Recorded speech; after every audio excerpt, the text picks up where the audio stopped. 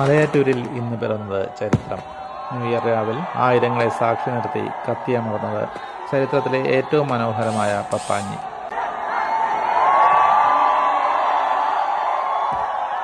മെലിഞ്ഞ പപ്പാഞ്ഞികളിൽ നിന്നും തീർത്തും വ്യത്യസ്തമായി ജീവനുള്ള ഈ പപ്പാഞ്ഞിയെ ഒരുക്കിയെടുത്തത് മലയാറ്റൂർ സ്വദേശിയും അറിയപ്പെടുന്ന ആർട്ടിസ്റ്റുമായ ശ്രീ ഗോപി മംഗലത്താണ്. കാനായി കുഞ്ഞിരാമൻ്റെ ശിഷ്യനായ ഗോപി മംഗലത്തും സഹായികളും ചേർന്ന് വെറും 13 ദിവസങ്ങൾ കൊണ്ടാണ് പപ്പാഞ്ഞിയുടെ രൂപം പൂർണ്ണമാക്കിയത്.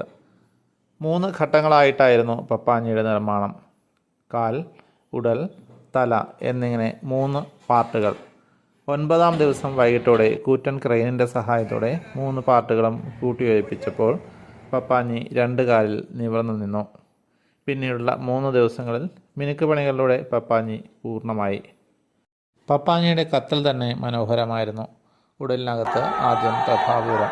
3 സെക്കൻഡ് നിശബ്ദമായ ശേഷം ശിരസ് പൊട്ടിത്തെറിച്ചതോടെ ആയിരങ്ങൾ ആർപ്പു വിളിച്ചു. ഹാപ്പി ന്യൂ ഇയർ വിളികൾ മലയാറ്റൂർ മലയിൽ തട്ടി പ്രതിഫലിച്ചു.